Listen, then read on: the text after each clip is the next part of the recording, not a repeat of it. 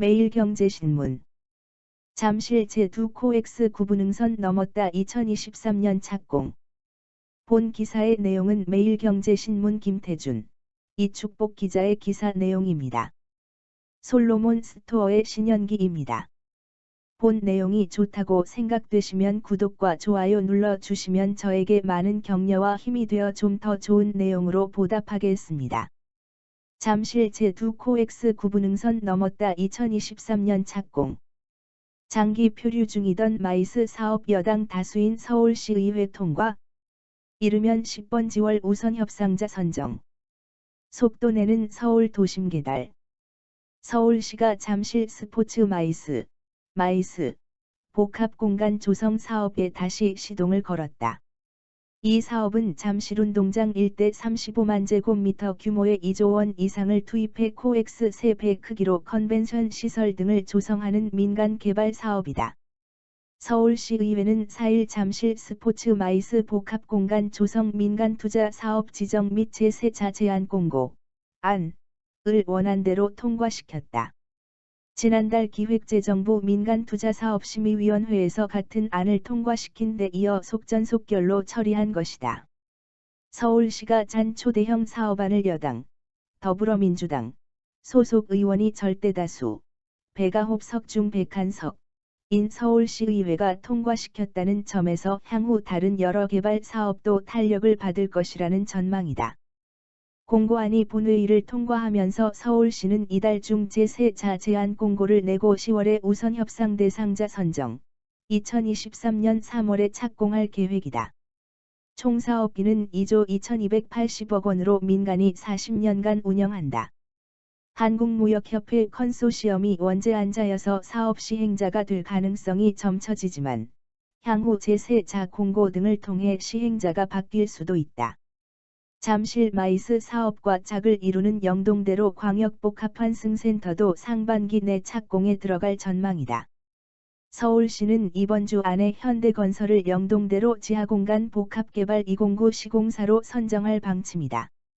총 4개 공고, 1에서 4공고 중 2공고만 시공사가 선정되지 않았는데 이번 선정을 통해 착공 절차만 남겨뒀다. 특히 눈여겨볼 점은 집값 상승 우려로 오랫동안 보류된 이 사업이 서울시의회 문턱을 쉽게 넘었다는 것이다. 서울시의회는 민주당이 절대다수를 차지하고 있다. 서울시 핵심 관계자는 시의회에서도 그동안 미뤄둔 민생 경제 사안은 빠르게 통과시켜야 한다는 공감대가 있다며 지방선거가 1년 앞으로 다가왔기 때문에 시의원들도 지역구 경제에 도움이 되는 선택을 한 것으로 보인다고 말했다. 서울시 동의가 필요한 용적률 규제 등에서도 협력 가능성을 타진할 수 있다는 얘기다. 한편 대규모 개발로 발생하는 공공기여금을 해당 자치구뿐만 아니라 서울 전역에 활용할 수 있도록 하는 내용을 담은 국토의 계획 및 이용에 관한 법률 개정안이 올 1월 공포됨 따라 잠실 마이스 사업의 이익을 강북에 나눌 방편이 마련됐다. 매일경제가 올 초 리빌드 서울 시리즈에서 제안한 경부고속도로 지하화 등 대규모 사업의 공정성 시비를 덜고 속도전을 벌일 기반을 마련했다는 뜻이다. 잠실 대변신 한강변 최첨단 마이스 단지로 5조 원 생산 효과. 잠실 제2 코엑스 2023년 착공. 집값 부추길 우려에 차일피일 새 시설 전무했던 20년 종지부. 시의회. 지방선거 1년 앞두고 초대형 개발사업 긍정선회. 아시아선수촌 잠실주공 5등 인근 재개발단지 과열주의보. 토지거래 허가제 1년 연장할 듯. 오세훈 서울시장 취임을 계기로 사실상 올스톱 상태였던 서울시의 초대형 개발사업이 꿈틀대고 있다. 잠실 스포츠 마이스 복합공간 조성 사업이 속도를 내면 한강의 모습은 획기적으로 바뀔 전망이다. 다만 대규모 개발에 뒤따르는 부동산 가격 급등은 부담이다. 이 때문에 6월 만료되는 강남구 대치 청담 삼성, 송파구 잠실에 대한 토지거래 허가구역 지정은 1년 더 연장될 가능성이 커졌다. 4일 서울시의회가 집값 급등 부담에도 계획안을 원안대로 통과시킨 건 낙후된 마이스 인프라스트럭처를 더 이상 방치할 수 없다는 판단이 작용했다. 오 시장과 상관없이 시의회의 절대 다수를 차지한 여당인 더불어민주당 시의원들의 압도적인 찬성이 뒷받침됐다는 부분이 중요하다. 2000년 코엑스 증축 이후 서울에서 20년간 인프라 확충이 전혀 이루어지지 않았기 때문이다. 현재 서울 최대 규모 전시 컨벤션 시설인 코엑스 면적은 세계 200위권에도 들지 못하는 실정이다. 잠실운동장은 준공 후 약 40년이 경과해 연간 100억 원가량의 유지관리 비용이 발생한다. 이런 탓에 서울 최대 규모 전시 컨벤션 시설인 코엑스는 2010에서 2012년 3년간 3만 명 규모 로타리 국제대회 등 12건의 초대형 국제회의 유치에 실패했다. 무엇보다 경제 효과가 너무 커서 마냥 지연시킬 수만은 없다는 점이 결정을 서두르게 한 것으로 보인다. 한국개발연구원 KDI 은 이 사업으로 전국적으로 약 5조 604억 원의 생산 유발 효과, 약 2조 98억 원의 부가가치 유발 효과, 약 37,695명의 고용 유발 효과가 발생할 것으로 분석했다. 미관 개선 효과도 크다. 현재 종합운동장역 바로 앞에 위치한 잠실야구장이 올림픽 주경기장 북서쪽, 한강과 접하는 으로 옮겨지기 때문이다. 야구장은 특히 장외 홈런을 치면 한강을 향해 볼이 날아가는 식으로 건축을 검토하고 있다. 한강과 탄천을 바라보며 야구를 관람하고 경기가 끝난 후에는 한강공원에서 여가 시간을 보낼 수 있게 된다.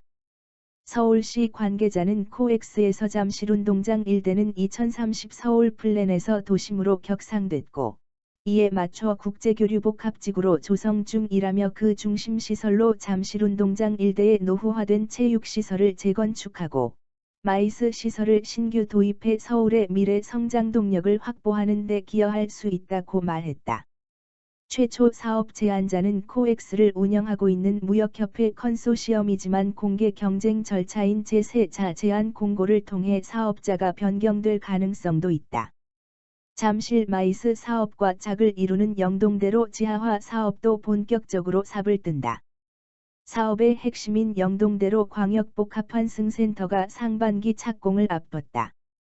서울시는 지난해 7월 영동대로 광역복합환승센터 조성 사업을 추진하기 위해 토목공사 4개 공고, 1에서 4공고에 대한 입찰 공고를 진행해 대림산업, 1공고, 현대건설, 3공고, 롯데건설, 4공고을 사업자로 선정한 바 있다.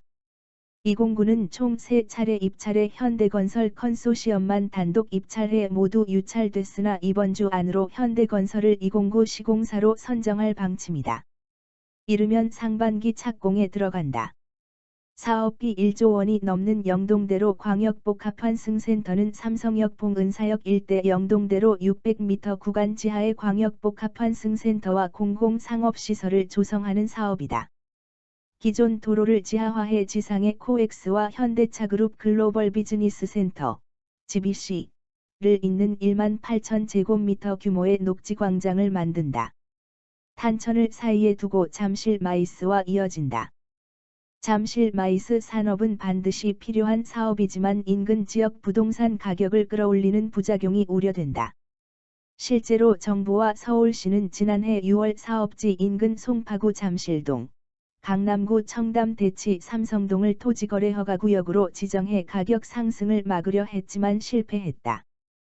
특히 잠실주공 5단지, 아시아선수촌 등 서울 재건축 대장주들이 지척에 있어 부동산 가격에 대한 영향은 불가피하다.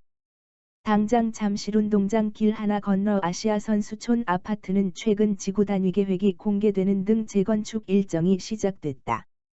잠실주공 5단지도 최근 단지 재건축을 추진할 수 있도록 도계위 수권소위원회에 상정해달라는 공문을 제출했다가 서울시로부터 보류됐는데 송파구청은 미비 사항을 수정해 조만간 수권소위 상정 공문을 제출할 예정이다.